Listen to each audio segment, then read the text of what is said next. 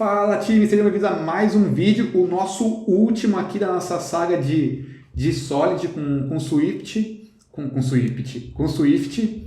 E a gente vai para o último princípio, que é o princípio da inversão de dependência, ou de Dependency Inversion Principle, que é a nossa letra D, que é basicamente, dependa de uma abstração e não de uma implementação.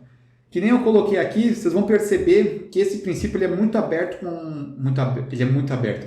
Ele é muito parecido com o aberto e fechado, tá? Nosso princípio O, que é basicamente, em vez de depender de uma classe concreta nas nossas implementações, a gente depende de uma classe abstrata.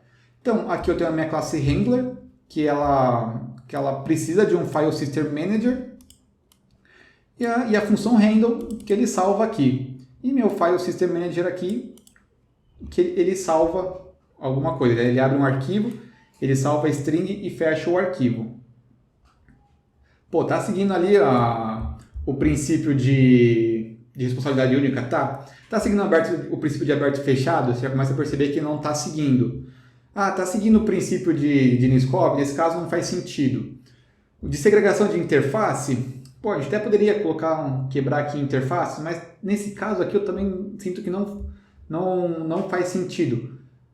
E a gente não está seguindo esse último princípio, que é depender de uma abstração, né?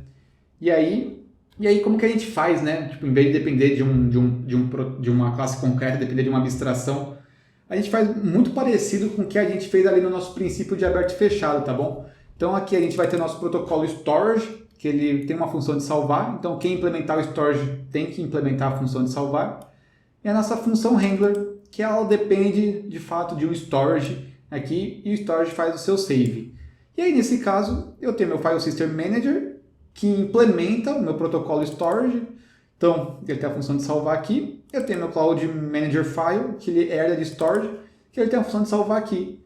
Então basicamente eu estou seguindo igualmente o princípio de aberto e fechado. Por quê? Porque minha classe handler, eu consigo depois estender o comportamento dela, sei lá, se eu quiser, tipo um in-memory File System Manager, eu consigo implementar isso, sabe? Eu não preciso entrar na classe Handler. Então, eu acabo falando para o pessoal que o princípio de aberto e fechado e o princípio de inversão de dependência, eles estão bem conectados. Basicamente, se você implementar um, você acaba implementando o outro de mão beijada, assim, tipo, vem pra gente. E aí, o que eu gosto de falar? Como é a nossa última aula, eu gosto de falar para o pessoal que me pergunta que você tem que implementar 3 princípios, que é o primeiro, que é o de responsabilidade única, que é o aberto e fechado, que você vai ganhar, se você aplicar de certas maneiras, não vou falar que em 5% dos casos, mas pode ter um caso ou outro que isso não aconteça, mas em 95% dos casos você vai acabar implementando inversão de dependência junto com o aberto e fechado, e depois você implementa o de segregação de interface se fizer sentido, tá? E por último, que nem eu falei, o Niskov Principle, que é o nosso princípio na minha concepção aqui, como eu fui criado aqui no mundo de tecnologia, que para mim é o que é o mais difícil de ser entendido para quem está começando.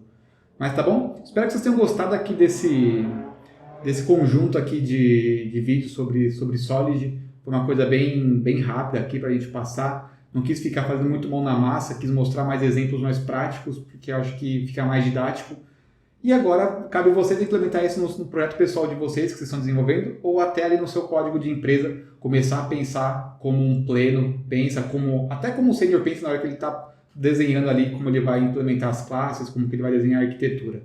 Tá bom? Espero que vocês tenham gostado. Valeu!